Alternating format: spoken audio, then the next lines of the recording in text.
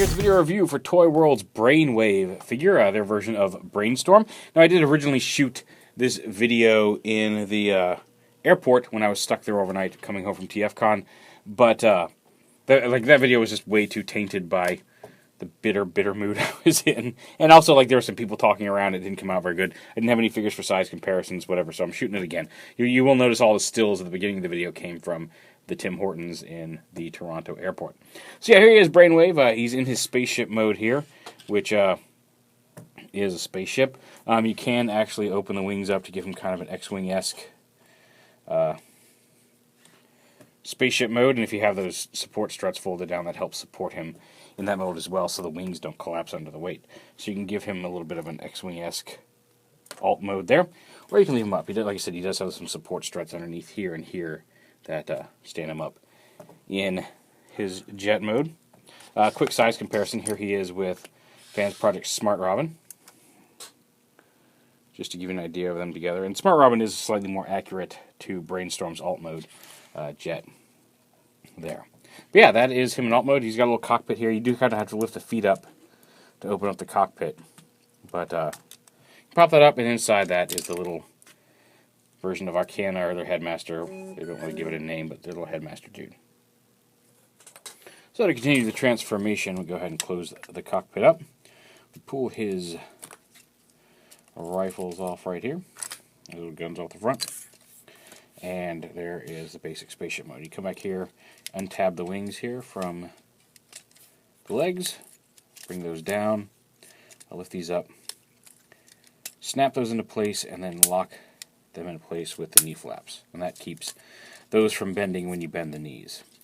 Flip the heel up. There is actually a little panel under here with a cool little thruster underneath, which is kind of neat. As you can kind of open those up to give them like leg thrusters in robot mode. Flip the heel up. And then you're pretty much done with the legs. Get them to stand up here. Come on up to the top and fold up the landing gear here. Fold up the landing gear into the wings. Not quite up to the top, okay. Bring the wings back. Split the arms. They kind of snap out the way that Swampers do. Slide them out like that. Rotate them around. And then push them back in. There's a little peg hole under here. I don't know if you can see that tabs on this little peg on the torso. It doesn't lock as well as I'd like, but it is intended to lock there on the peg. I extend the arms down. I'll flip this panel. This little panel on the underneath of the arm. Flip that down. And bring that down, bring it around. Bring it around so it bends. Open up this little panel on the side here. We're going to bring the camera down a little bit now here. Yeah, come here, camera. Okay. There we go. And then flip the, it likes to get caught and rotate, but you got to flip the hand out.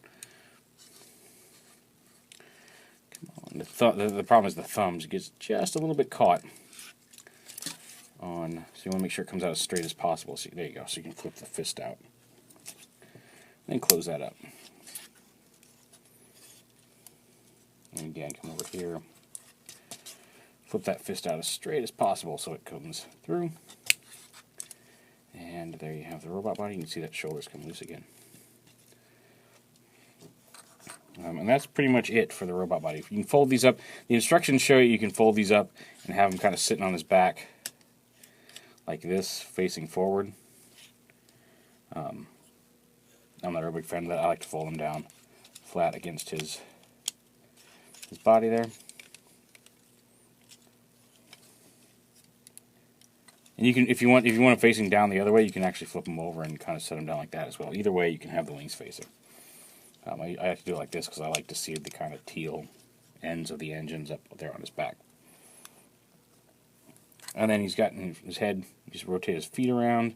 Now, unlike Swampert, they added the tabs that let him lock the legs together. Here, they just kind of sit loose, but you fold them down. And then plug his head in right there. Now, you can see he does have a fake cockpit on his chest versus the real one on his back. It would have been nice if they could have incorporated it without having to use a fake one, but, you know, hey, whatever works. Now, his guns, you can store on the underside of his arms. You can attach them down here, like that. or you can have them hold them like regular pistols. Also, if you want, and this is kind of cool, we'll go ahead and attach this one on the underside. Oh, no, maybe not. But anyway, hold on a second. But down here on his legs, you can pull these out, and he's actually got some little bladed weapons. But again, you can peg it under his hand and give him little bladed attack weapons. Just a neat little feature, bonus feature there. But yeah, there he is. He's pretty posable. He's got, you know, decent shoulder articulation. This should stay locked and it should rotate here. This doesn't lock in as well as I would hope. His head is having a hard time staying on right now too. Well, I am pushing that down as far as it's going to go. All right, but he's got the outward motion, up and down motion here. They bend at the elbows. The wrists have a swivel. Again, the gun's in place there, but the gray fist does swivel there at the wrist. He's got a waist swivel, ratchet hips, just stiff knees. There is a bit of an ankle tilt there built in, and like I said, the wings are posable. So overall, he's got standard range of articulation for ToyWorld's Headmaster series. And here he is with Swampert, which is pretty much why I got him. I got a good deal on him at TFCon, so I wanted a good guy to face off against Swampert on my shelf. So now I have one of my favorite Autobot Headmasters, my favorite Decepticon Headmaster from ToyWorld. I'll still get them from Fans Project 2 when they come out, and really any place that makes a good brainstorm.